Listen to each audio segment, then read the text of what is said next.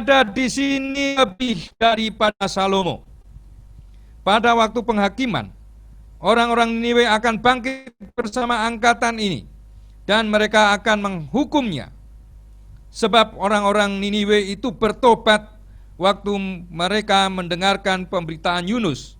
Dan sesungguhnya yang ada di sini lebih daripada Yunus. Tidak seorang pun yang menyalakan pelita lalu meletakkannya di kolong rumah atau di bawah gantang, melainkan di atas kaki Dian, supaya semua orang yang masuk dapat melihat cahayanya.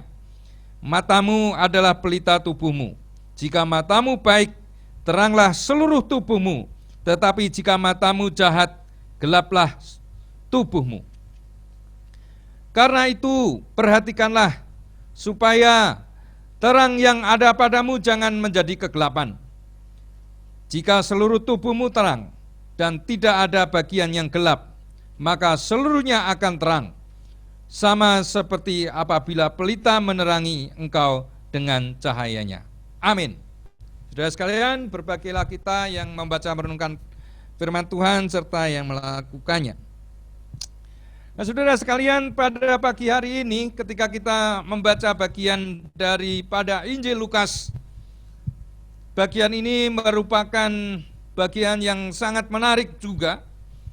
Sebab sebelum-sebelumnya, beberapa saat sebelumnya, Tuhan Yesus di sana diceritakan pada ayat-ayat sebelumnya yang kita baca tadi, bahwa Tuhan Yesus dianggap menjadi sekutu daripada Beelzebul. Nah, saudara sekalian, ini merupakan satu cerita, satu kisah yang memilukan sebenarnya. Namun saudara sekalian, apapun yang terjadi di tengah-tengah bacaan kita pada pagi hari ini, dari teks yang kita baca tadi, kita mesti mempunyai satu pemahaman. Ya, setelah kita melewati hari ini, ya, setelah kita melewati hari Minggu 25 Oktober 2020 ini, kita memastikan bahwa hidup kita tidak akan pernah sama lagi dengan hari-hari yang telah kita lalui. Hidup saya, hidup saudara, dimohonkan kepada Tuhan, di hadirat Tuhan, supaya kita berdoa mohon kepada Tuhan agar hidup kita dipastikan di hari kemudian, di saat-saat selanjutnya, untuk menjadi kehidupan yang tidak sama lagi dengan hari-hari yang kemarin. Bukan hanya itu pula, keluarga kita juga demikian. Marilah kita pastikan bahwa seluruh anggota keluarga kita pastikan bahwa akan mengalami perjalanan hidup yang diubahkan, menjalani hidup yang tidak sama dengan hari-hari yang kemarin. Nah, saudara sekalian, pagi hari ini saya akan mengajak saudara memperhatikan beberapa hal sehubungan dengan tema Tuhan Yesus, ya, yang menjadi juru selamat kita itu, di mana berita Injil di situ dinyatakan, kuasa Allah dibuktikan dan bahkan dijelaskan, ya, sampai seakar-akarnya, ya, sampai ke akar-akarnya. Nah, mari saudara sekalian, saya akan mengajak saudara sekalian pagi hari ini akan merenungkan tentang Injil yang adalah kekuatan Allah yang menyelamatkan itu menjadi beberapa poin, ya. Yang pertama, mari kita perhatikan ayat 29, ya. Ketika orang banyak mengerumuninya, ya, mengerumuninya. Nah, saudara sekalian, mungkin saya tiba-tiba keingat tentang hari-hari ini, kita jangan sering-sering berkerumun, ya, bergerombol dengan banyak orang, ya, karena kita menghindari daripada serangan penyebaran corona, ya. Nah, saudara sekalian, kita beberapa hari lagi dalam minggu ke depan ini, ya, pemerintah sudah mencanangkan kita itu ada pekan liburan, ya, dari tanggal 29, ya, 29 itu hari Kamis, ya, Kamis, Jumat, Sabtu, Minggu. Nah itu, ya, 27. Oh 27. Ada yang bilang 27 malah. Itu tambah lagi itu, ya kan. Nah saudara sekalian, kalau hari-hari atau minggu ini akan ada libur panjang, ya. Ya, pemerintah senantiasa mencanangkan kalau berlibur ya hindari kerumunan. Tetap pakai masker kalau keluar, ya. Di rumah juga kalau yang dimungkinkan kan juga harus pakai masker juga, ya, sebagian besar, ya. Lalu tetap jaga jarak dan ini, ya, hindari kerumunan, ya. Ya, hindari kerumunan, ya. Kita ikut, ya, ikut berjibaku untuk memerangi penularan atau penyebaran COVID, ya. Nah, saudara sekalian, saya akan mengajak saudara kembali melihat bagian ini ketika pada waktu itu orang-orang mengerumuni Yesus. Nah, saudara sekalian, kenapa orang-orang berkerumun model gitu, ya? Ya, saudara sekalian, ada banyak maunya dan banyak motifnya, ya. Dorongannya apa, ya? Mungkin ada yang minta disembuhkan, ada yang minta diberikan jamahan oleh Tuhan, tetapi toh juga bagian ini kita melihat sesuatu yang sedikit lain, yaitu orang-orang itu, ya, yang mengerumuni Yesus itu ternyata ada orang-orang yang meminta tanda daripada Tuhan Yesus. Nah, saudara sekalian, oleh karena itu mari kita lihat sampai sejauh mana, sampai seperti apa, ya, ketika kerumunan itu terjadi, ya, ketika orang-orang itu mengerumuni Yesus. Oleh karena itu hal yang pertama yang kita perhatikan, yang sangat penting untuk kita camkan adalah bagaimana kita memfokuskan kehidupan kita ini pada Yesus saja. Memfokuskan hidup kita ini pada Yesus, pada Tuhan Yesus. Nah, saudara sekalian yang dikasihi Tuhan Yesus, ya, pada waktu itu orang-orang Israel, ya, seringkali mau meminta supaya Yesus itu melakukan sesuatu yang sensasional, ya. Supaya Tuhan Yesus itu melakukan sesuatu yang menggemparkan, ya. Kalau bisa melihat atau membuat sesuatu yang menakjubkan, menggemparkan, kan mereka menjadi bangga gitu. Karena ada Yesus, sehingga Yesus melakukan banyak hal, lalu mereka menjadi bangga, lalu situasinya menjadi gempar. Nah, saudara sekalian yang dikasihi Tuhan, itu maunya mereka, maunya angkatan ini. Tuhan Yesus mengatakan, ya, itu angkatan itu disebut dengan itu adalah generasi itu, ya, generasi itu. Waktu itu mereka menginginkan supaya Yesus melakukan perkara yang hebat. Namun saudara sekalian yang kekasih Tuhan, sebenarnya kalau kita memperhatikan hal itu, ya, Tuhan Yesus juga sebenarnya tidak susah, ya, tidak susah untuk membuktikan bahwa dirinya bisa melakukan sesuatu yang hebat. Sebenarnya apa sih yang menjadi kesulitan Tuhan kalau melakukan hal itu? Tidak ada sebenarnya. Bagi Tuhan tidak ada sesuatu yang mustahil, bukan? Ya. Nah, saudara sekalian yang dikasihi Tuhan, seakan-akan pada saat-saat itu juga, ya, Tuhan Yesus mengatakan kalau engkau mau minta tanda, okelah kalau begitu, ya kan? Nah, saudara sekalian, bahkan Tuhan Yesus juga mau sampai membuktikan bahwa dirinya adalah anak Allah, ya, bahwa dirinya adalah juru selamat yang dinantikan itu. Okelah kalau engkau ingin mau melihat sesuatu yang menggemparkan, yang sensasional, oke, aku bersedia. Akan kuberikan tanda-tanda itu, ya kan? Dan Tuhan Yesus pasti mengatakan, tandanya apa? Tandanya adalah aku sendiri. Ya, Tuhan Yesus menyatakan hal-hal itu di berbagai ayat di dalam Injil sudah banyak dinyatakan, ya, akan dinyatakan di sana juga, ya. Nah, saudara sekalian, Yesus ketika mau menyatakan tanda-tandanya itu, ya, ketika Tuhan Yesus mau menyatakan tanda-tandanya itu, mereka harus terfokus pada diri Yesus itu sebenarnya, ya. Ya, nanti ini kita akan melihat yang kedua, yaitu tanda-tandanya itu adalah merupakan bagian hidup kita juga ya. Kalau ini ya, tanda-tandanya kita melihat ada dua tanda yang diberikan oleh Tuhan Yesus ya. Nah, ketika kita tadi saya mengatakan memfokuskan kehidupan ini pada Tuhan Yesusnya itu ya, menjadi satu center atau menjadi satu pusat perhatian kita itu pada diri Yesus ya kan. Nah, entah motivasi kita apa nanti ya kita bawa kepada Yesus. Kalau motivasi kita keliru ya dibenarkan oleh Tuhan Yesus ya. Kalau cara hidup kita keliru ya nanti Tuhan Yesus yang meluruskan ya. Nah, saudara sekalian, yang kedua ya, kedua ini kita mesti menjalani hidup memang sambil ya. Kata sambil itu saya garis bawahi ya. Sambil memperhatikan tanda ya, memperhatikan tanda. Sambil memperhatikan tanda.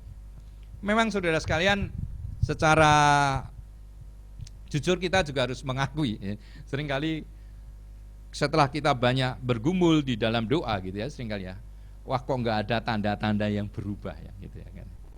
Ya kan? Belum ada sesuatu yang muncul dalam kehidupan kami, kehidupan saya, kehidupan saudara. Seringkali kita mengalami hal itu.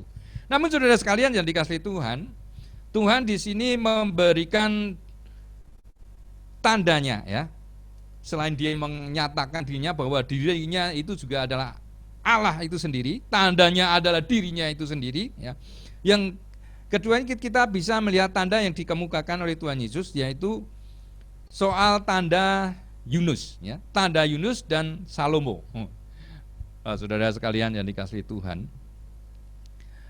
di sini Tuhan Yesus menyatakan sesuatu yang bagi saya itu memang sangat keras ya, sangat keras. Untuk apa? Untuk mendobrak daripada ketidakpercayaan atau mungkin keraguan ya, atau keinginan supaya Tuhan Yesus melakukan yang sensasional itu ya. Karena Tuhan Yesus mengatakan begini, ayat 31 dan 32 itu ya. Ini tanda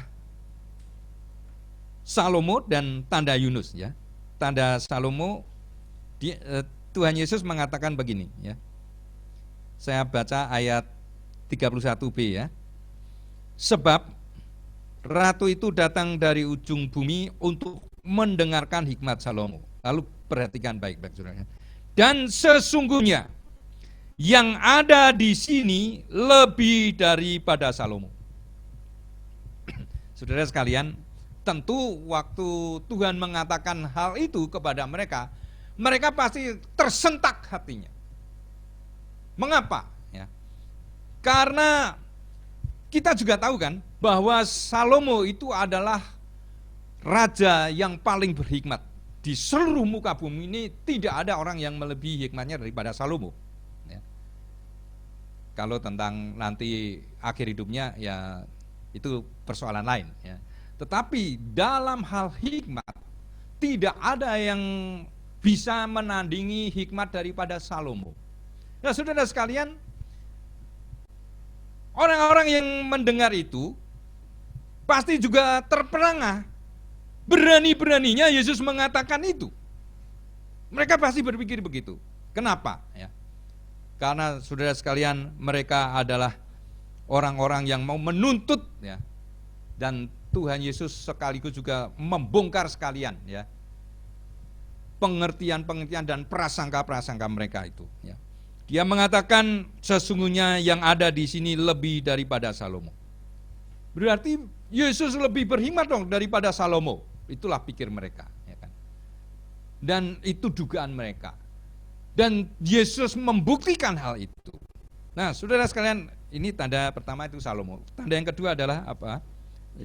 Yunus ya, Nabi Yunus ya, pemberitaan ini. Coba kita perhatikan ya.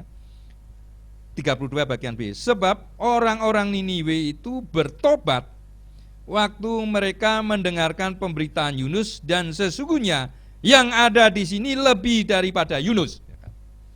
Nah, saudara sekalian, ini juga pasti tambah menjadikan orang-orang yang di situ sebagian pasti bertambah panas hatinya, ya, panas telinganya mendengar hal itu. Mengapa? Karena kita melihat dari bagian ini sungguh nyata bahwa Tuhan Yesus menandaskan yang ada di sini, ya. Sesungguhnya yang ada di sini lebih daripada Yunus. Ya. Tadi pertama tandanya Salomo, berarti Yesus lebih hebat hikmatnya daripada Salomo. Sekarang tanda yang kedua ini adalah berarti di dalam hal ini Yesus lebih besar, lebih hebat daripada Yunus. Nah, saudara sekalian, jadi kasih Tuhan, dua orang dijadikan tanda pembelajaran untuk orang-orang yang ada di sekitar Yesus. Nah, itu berarti apa? Tuhan Yesus melebihi daripada dua orang itu, ya kan? Berhikmat dan melebihi daripada nabi. Nah, saudara sekalian, coba kita memperhatikan bagian ini ya, ini sedikit lebih detail. Keberadaan daripada Salomo itu ya orang yang paling berhikmat, dan pesan kesaksian daripada soal Yunus ya. Orang-orang Niniwe menerima pesan Yunus dan mereka bertobat ya. Kalau orang-orang Israel pada waktu itu pada bertobat atau enggak? Menerima pesan Tuhan, diperdengarkan oleh Tuhan Yesus, bertobat atau enggak? Malah mengecam Yesus dan seterusnya ya, gitu. Nah, saudara sekalian, mendengar pesan Tuhan lalu mereka bertobat ya. Bahkan saudara sekalian, itu menjadi sebuah kesaksian nantinya ya kan. Orang yang ratu dari mana tadi? Salomo itu ratu dari selatan, itu dikatakan gitu ya. Ratu Seba itu ya. Nah, kalau kisahnya Yunus dengan orang-orang yang di Niniwe itu ya, mereka itu akan menjadi sebuah kesaksian dan bahkan menghakimi orang-orang yang tidak percaya dan menolak Yesus pada waktu itu, yang menolak Yesus pada waktu itu. Nah, saudara sekalian, demikian orang-orang itu diperhadapkan ya, ditemplak oleh Tuhan Yesus gitu ya. Kenapa kamu tidak bertobat? Orang-orang Niniwe aja bertobat ya kan. Nah, saudara sekalian yang dikasihi Tuhan, di dalam hal ini kita bisa melihat kekuatan Injil itu ya, yang menyelamatkan itu membuat orang-orang Niniwe itu bertobat. Nah, saudara sekalian, ketika kita memperhatikan bagian ini ya, ketika kita memperhatikan orang-orang yang memberikan juga reaksi terhadap apa yang Tuhan Yesus katakan itu ya, pasti mereka itu seperti orang ya yang dipukul dengan godam gitu ya, karena tertemplak oleh berita Injil yang disampaikan oleh Tuhan Yesus dengan kata-kata atau pernyataan daripada Tuhan Yesus.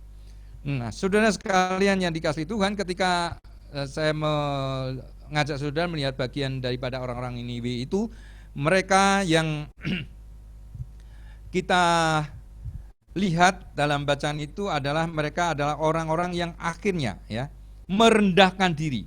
Mereka mau bertobat saat bertemu dan mendengar daripada berita daripada Allah ya. Terlepas daripada bagaimana Yunus menyampaikan ya. Ya, memang cerita Yunus itu ada keunikannya ya, sedikit tentang cerita Yunus itu ya. Yunus itu adalah orang yang sebenarnya kan tidak mau diutus ke Niniwe ya kan. Benar, sebenarnya kan gitu kan, dia tidak mau ya. Tetapi kekuatan Allah bukan terletak pada ketidakmauan daripada Yunus ya. Tetapi kekuatan Injil Tuhan itu terletak daripada kehendak dan rencana Tuhan. Ayo diberitakan ya. Diberitakan ya. Saya sering membayangkan kalau Yunus itu memberitakan firman Tuhan itu, dia kayaknya khotbahnya itu tidak berapi-api ya. Kayaknya begini aja, sudah kamu bertobat atau enggak terserah lu deh lah, kira-kira gitu deh. Saya memperkirakan begitu. Terserah deh lu mau jadi kayak apa terserah ya. Nah, saudara sekalian, itu mungkin satu cara ya, salah satu cara, berbagai macam cara. Setiap orang punya cara sendiri ya, cara menyampaikan khotbahnya sendiri, cara berbahasa dan seterusnya itu berbeda-beda ya. Tetapi bagaimanapun keadaannya, bagaimanapun figur daripada Yunus itu dipakai oleh Tuhan untuk menyampaikan berita firman Tuhan itu kepada orang-orang Niniwe. Nah, saudara sekalian, ini sebuah pembelajaran yang sangat mendalam bagi kita. Nah, saudara sekalian, yang sangat lebih penting daripada itu adalah juga sekarang kalau kita diperhadapkan dengan berita yang sama itu, ya, oleh karena itu kita harus mempunyai reaksi, mempunyai sikap terhadap berita firman Tuhan yang kita baca, kita renungkan. Nah, saudara sekalian, ketika kita diperhadapkan dengan Tuhan Yesus, dan Tuhan Yesus juga sudah menyatakan tanda-tandanya. Ya kan? Saya tadi mengatakan bahwa memang kita itu seringkali perlu tanda, ya kan? Perlu tanda supaya kita itu berjalan dengan lebih nyaman, begitu ya kan? Menghadapi perjalanan kehidupan dunia ini, kita rata-rata lah, kebanyakan ya, kita kan tidak tahu akan hari esok ya. Kita harus belok seperti apa, kita akan naik seperti apa besok lah. Nah, kalau sering saya memberikan satu gambaran, kalau kita perjalanan itu ya, kalau kita ada tanda lalu lintas begini ya, wow itu belok kanan ya.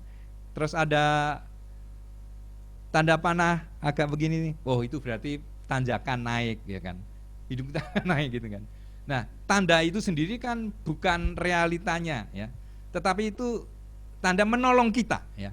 Nah, saudara sekalian, kalau kita memperhatikan tanda, kita melihat tanda, itu sebenarnya juga berguna untuk kita ya, sehingga kita bisa mengarahkan dengan lebih hati-hati. Nah, saudara sekalian, inilah yang sebenarnya disampaikan oleh Tuhan Yesus kepada orang-orang yang mengerumuni dia itu ya, yang disebut oleh Tuhan Yesus sebagai angkatan yang jahat itu. Yang saudara sekalian, kalau kita perhatikannya ya, satu sisi Tuhan Yesus itu memang Tuhan, dan satu sisi Tuhan Yesus juga manusia. Saya mengatakan gini, bahwa apa yang terjadi kalau Tuhan Yesus itu memang benar-benar manusia, kan dia juga bisa lapar, bisa haus ya, bisa nangis karena ada orang yang meninggal ya kan. Itu kisahnya sahabat itu Lazarus itu kan juga gitu ya, terharu juga ya. Nah, saudara sekalian, paling tidak beberapa hal yang kita melihat, misalnya Tuhan Yesus itu sampai mengatakan kepada mereka itu angkatan atau generasi yang jahat itu ya. Sampai apa? Sampai Tuhan Yesus kan disalibkan ya. Paling tidak kan beberapa alasan Tuhan Yesus itu disalibkan ya. Pertama, alasannya apa? Karena dia mengasihi orang berdosa ya. Sering berkumpul dengan orang-orang berdosa itu, angkatan itu tidak suka ya. Generasi itu waktu itu tidak suka. Ya kan? Makan dengan Matius ya, apa itu ya, dengan Sakeus ya. Mereka pada tidak suka ya. Lalu ada lagi ketika Tuhan Yesus menyembuhkan orang pada hari Sabat, mereka tidak suka juga ya kan. Wah, ini melanggar hukum. Gitu ya, melanggar hukum. Menyembuhkan orang pada hari Sabat melanggar hukum ya kan? Menolong orang pada hari Sabat dianggap salah ya kan? Nah, ini alasan berikutnya Tuhan Yesus disalib adalah ya, menyatakan dirinya sebagai anak Allah ya kan? Menyatakan dirinya itu bahwa dirinya itu Tuhan ya. Itu yang membuat mereka menyalibkan Yesus ya. Nah, saudara sekalian yang dikasihi Tuhan, bahkan Tuhan Yesus kan sudah terbukti ketika dia membuktikan bahwa dirinya Allah. Tuhan Yesus kan pernah ngomong gini juga, wah dosamu diampuni gitu kan. Kalau orang-orang Israel itu ketika melihat Tuhan Yesus mengatakan dosamu diampuni, wah ini siapa ini? Nah, memang dia siapa ya kan? Dia lebih daripada nabi ya. Yang bisa ngampuni itu siapa? Tuhan saja. Berarti dia menganggap dirinya Tuhan ya. Nah, saudara sekalian, kita melihat kenyataan-kenyataan ini, meskipun memang betul-betul bahwa Tuhan Yesus juga membuktikan bahwa dirinya Tuhan ya. Ini ada hubungannya dengan yang pertama tadi ya kan. Membuktikan dirinya Tuhan apa ya? Ya, Tuhan Yesus kan punya otoritas ya. Otoritas atas alam, otoritas atas penyakit ya. Ya, kalau otoritas atas alam, misalnya kita lihat cerita, kita baca cerita ya. Tuhan Yesus waktu menghentikan badai angin itu ya, suruh berhenti, diam, tenanglah ya, tenang. Segala macam penyakit, apa yang tidak dia hadapi banyak. Ya. Membangkitkan orang mati, ya, itu kan melampaui daripada alam ini, ya. Bahkan dia sendiri kan bangkit dari antara orang mati nantinya, ya kan. Nah, saudara sekalian, oleh karena itu kita melihat, ya, dari apa yang diberikan oleh Tuhan Yesus sebagai tanda itu, ya. Itu kita memperhatikan, kita sambil memperhatikan, kita menjalani hidup ini sambil memperhatikan tanda-tanda yang ada di sekitar kita, sambil memperhatikan tanda-tanda zaman yang sedang terjadi sekarang ini. Nah, saudara sekalian, hari-hari ini saya juga sering mendapat postingan ini, hari-hari Tuhan akan datang itu sudah sangat amat dekat gitu. Satu sisi kayaknya kok menakut-nakuti amat gitu ya. Tapi satu sisi ya bila dibanding dengan hari-hari yang lalu ya memang lebih dekat kan, semakin lebih dekat kan, kedatangan Tuhan itu semakin dekat bukan? Ya, semakin dekat juga memang betul. Ya. Tetapi kita sebenarnya dengan penuh sukacita akan menyambut kedatangan Tuhan. Ya. Menyambut kedatangan Tuhan itu adalah sebuah berita yang menyukacitakan kita, ya. Yang membuat hati kita itu penuh dengan syukur, yang membuat kita menjadi orang-orang yang penuh dengan antusias menghadapi hidup ini. Nah, saudara sekalian yang dikasihi Tuhan, saya pikir itu adalah sesuatu yang lengkap yang dilakukan oleh Tuhan Yesus. Nah, saudara sekalian, bagian ini saya tambahin sedikit ya. Ketika kita melihat bahwa Tuhan Yesus yang menjadi manusia itu, ya, ketika akan disalibkan itu, ya, saya mengajak saudara mengingat ini, meskipun saudara juga sangat sering bukan menghadapi hal ini, ya kan? Ketika Tuhan Yesus akan disalibkan, jubahnya dilepas, ditendang, dicambuk, ya, diludahi, ya. Bahkan diberikan kata-kata yang tidak pada tempatnya, yang tidak semestinya, ya. Kan sampai disalib, ya. Bahkan ada orang mengatakan, ya, biar dia menyelamatkan diri. Gitu. Saya itu kadang-kadang berpikir gini juga, oh kalau waktu itu Tuhan Yesus, ya, bilang aja pada malaikat, ya, satu peleton malaikat itu suruh datang gitu ya, udah datang aja, ya. Datang sambil menghunus pedangnya dan menghabisi orang-orang yang memakukan dia, ya. Saya pikir itu selesai gitu ya. Saya pikir pasti itu selesai ya. Selesai sudahlah gitu ya. Bukan sesuatu yang sulit kan bagi Tuhan Yesus melakukan hal itu. Tetapi pada kalimat terakhirnya daripada Tuhan Yesus itu dia mengatakan, sudah selesai. Tuhan Yesus yang mengosongkan diri dari surga itu, ya, yang inkarnasi, ya, Allah menjadi manusia. Itu membuktikan bahwa Tuhan Yesus akan menyelesaikan pekerjaannya. Menyelesaikan pekerjaannya apa? Yaitu untuk itu Tuhan Yesus itu datang dan lahir ke dunia ini. Nah, saudara sekalian, berita ini sesungguhnya lah yang membuat kehidupan pertobatan kita menjadi semakin bersungguh-sungguh. Lalu saudara sekalian, saya mengajak saudara untuk melihat hal yang ketiga, ya. Hal yang ketiga adalah kita menyediakan diri untuk diubah oleh Tuhan. Dari ayat 33 sampai ayat 36, ya, dari bacaan kita tadi. Kita mesti menyediakan diri, ya, untuk diubahkan oleh Tuhan, sehingga kita menjadi suatu kesaksian di dalam kehidupan ini. Yang dihadapi oleh Tuhan Yesus orang-orang macam apa? Orang-orang yang dihadapi oleh Tuhan Yesus adalah orang-orang yang lahir, ya, dari keberadaan hidupnya itu dikuasai oleh dosa. Seperti juga Daud juga pernah mengatakan, dari dalam dosa, ya, aku dikandung ibuku. Nah, Tuhan Yesus pernah mengatakan juga kan, ya, menyatakan bahwa dari hati timbul, ya, segala yang jahat, ya, pikiran yang jahat. dari hati timbul pembunuhan, dari dalam hati timbul perzinahan, dari hati timbul pencurian, ya, timbul hujat, ya, dan semua yang jahat. Ya. Itu karena apa? Karena kuasa dosa yang menjalar dalam kehidupan manusia ini.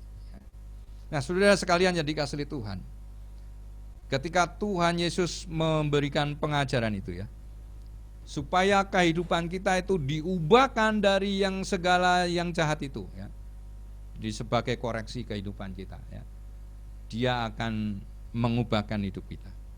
Nah, ini justru menjadi bukti, ya. Saya secara ilmu pengetahuan akan sangat kesulitan kalau membuktikan bahwa Yesus itu adalah Tuhan, ya. Bagaimana saya bisa membuktikan, gitu kan? Dengan cara apa, ya? Meskipun kita perlu akui juga bahwa saat-saat sekarang ilmu pengetahuannya sangat maju pesat, ya, sangat maju pesatnya, itu luar biasa, ya kan. Dan saudara sekalian, kembali lagi pada apa yang saya katakan, memang sangat sulit. Bagaimana membuktikan bahwa Yesus itu adalah Tuhan dengan ilmu pengetahuan, ya. Tetapi saudara sekalian, kuasa Roh Kudus itu tidak pernah bohong dalam hidup kita. Kuasa Roh Kudus itu tidak akan berhenti bekerja dalam hidup kita, menolong kita. Meskipun kita berada di dalam dunia ini, lalu dalam hati kita timbul sesuatu yang jahat, tetapi kuasa Roh Kudus akan menolong kita supaya kita menjadi orang-orang yang diubahkan di dalam hidup ini.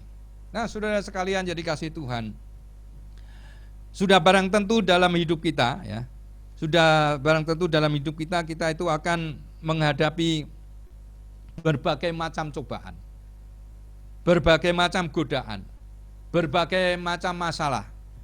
Berbagai macam masalah itu juga menjadi tekanan yang terus menerus, ya, hari demi hari itu menekan, ya, dalam banyak cara. Semuanya itu menekan di dalam hidup kita. Namun saudara sekalian yang dikasihi Tuhan, dengan adanya kuasa dosa dan juga persoalan cobaan itu datang dalam hidup kita, namun apabila kita yakin dan percaya bahwa ada Tuhan yang bisa dan mampu mengubahkan hidup kita, maka dalam hal itu masih ada harapan di dalam hidup ini. Saya mencatat ada pada tahun 1960, ya, jadi sekarang sudah berapa tahun tuh? Sudah 60 tahun, ya, 60 tahun. Seorang uskup di Los Angeles, ya, itu pernah membuat sebuah disertasi atau sebuah analisa ini, ya, tesis, analisa tesis. Tesis itu berarti waktu itu S2, ya. Kalau tesis, disertasi itu S3, ya kan. Kalau tesis tapi pada tahun 60 itu hebat, ya. Tahun 60, ya. Tahun 60-an itu kalau sudah bisa sampai S2 itu sangat luar biasa. Sekarang juga luar biasa. Tetapi kalau kita tinjau dari masanya, ya, itu sangat hebat, bukan, ya. Nah, seorang uskup ini namanya, ini namanya malah nggak saya tulis ini, ya. Tapi dia membuat tesisnya itu begini. Dalam tesisnya ada 10.000 kata, ya, mengomentari tentang kekristenan. Nah, saudara sekalian, 10.000 kata mengomentari tentang kekristenan, ya. Salah satu pernyataannya dia mengatakan gini, ya. Nah, gereja itu hanya sedikit, ya, sedikit bedanya dengan kelompok-kelompok sosial, ya. Nah, itu berarti apa? Berarti pada waktu itu memang mengamati begitu lemahnya gereja, gitu, kan. Nah, kalau kita bandingkan setelah 60 tahun sampai sekarang, apa bedanya? Barangkali juga masih belum begitu banyak bedanya. Nah, saudara sekalian jadi kasih Tuhan, oleh karena itu saat-saat sekarang ini, ya, saat sekarang ini kita memerlukan sebuah komitmen yang tinggi. Kita memerlukan penyerahan diri yang sepenuhnya kepada Tuhan, sehingga kita dapat menjalani kekristenan ini dengan lebih sungguh lagi, dengan berjalan dan yakin percaya bahwa Tuhan akan mengubahkan hidup kita. Nah, kiranya itulah yang dimaksudkan oleh Tuhan adalah berita Injil yang menyelamatkan hidup saya dan hidup saudara. Nah, kiranya Tuhan Yesus memberkati saudara sekalian. Mari kita akan bersama-sama mengangkat satu pujian di hadapan Tuhan. Kita percaya, kita yakin di tengah-tengah kehidupan kita saat sekarang ini, bagaimana Tuhan menyertai, Tuhan turun ke dunia untuk menyatakan ya, berita sukacitanya, berita kasihnya kepada kita semua, menopang kita. Kita yakin dan percaya bahwa kekuatan Allah yang menyelamatkan itu, Injil yang menyelamatkan itu, sampai detik ini bisa bergelora di dalam hidup saudara, bisa mengubahkan hidup saudara dan saya, bisa mengangkat kita dari segala sesuatu yang merintangi kehidupan kita. Mari kita buka hati kita bagi Tuhan. Mari kita membawa hidup kita kepada Tuhan.